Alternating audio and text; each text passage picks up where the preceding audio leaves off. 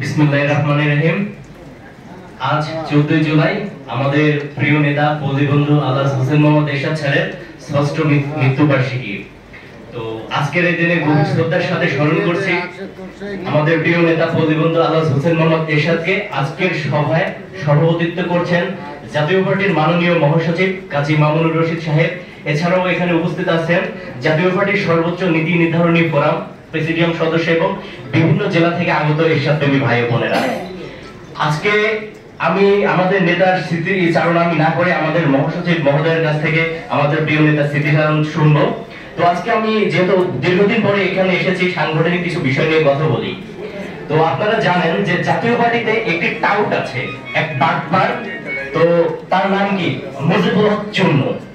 তো এই টাউট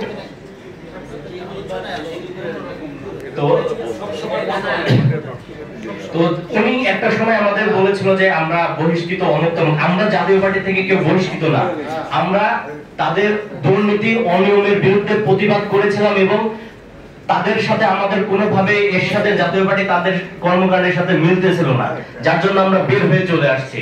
কিন্তু মুজিবুল হক চূর্ণ বহিষ্কৃত, সেই চূর্ণ কোন মুখ দিয়ে এখন কথা বলে? তার তো কুচু গাছের সাথে গলায় ধরে নেওয়া উচিত। চূর্ণ জহির এরা জাতীয় পার্টিকে নষ্ট করে দিয়েছে, তারা বহিষ্কৃত নেতা, এরশাদের জাতীয় পার্টি তারা শেষ করে দিয়েছে। তো আমরা আজকে আরেকটা বিষয় নিয়ে কথা বলি। বর্তমান প্রেক্ষাপটে আমাদের 5ই আগস্টের পর থেকে বাংলাদেশ বৈষম্য বিরোধী আন্দোলনের কথা বলে বৈষম্য সৃষ্টি আন্দোলন হয়েছে। সারা বাংলাদেশে এখন মব চলতেছে, মব সন্ত্রাস চলতেছে, সাধারণ মানুষের উপরে আঘাত করতেছে। গ্রামে গঞ্জে আমাদের আওয়ামী লীগ ট্যাগ লাগিয়ে আমাদের উপরে হামলা দেওয়া হচ্ছে, মামলা দেওয়া হচ্ছে। কিছুদিন আগে ডেভিল হান্টের কথা বলে নিরীহ জাতীয় পার্টির নেতা কর্মীদের গ্রেফতার করা হয়েছে, ঘর ছাড়া করা হয়েছে।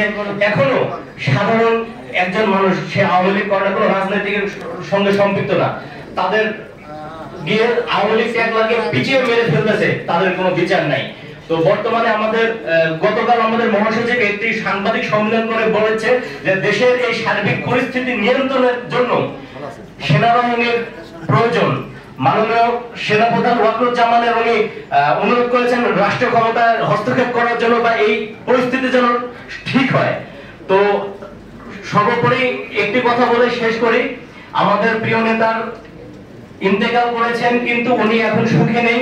ওনার দল জাতীয় পার্টি আগুনে জ্বলতেছে, আমরা নেতা কর্মীরা হৃদয়ে রক্তক্ষরণ হচ্ছে। এই দল জাতীয় পার্টিকে বাঁচাইতে হবে, রক্ষা করতে হবে। দিন শেষে জাতীয় পার্টির ঐক্যের কোনো বিকল্প নেই।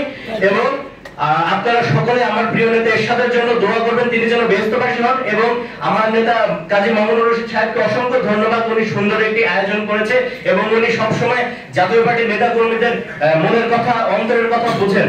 তো ধন্যবাদ সবাই। বাংলাদেশ জিন্দাবাদ, জাতীয় পার্টি জিন্দাবাদ, পল্লী বন্ধুদের সাথে অনুরোধ।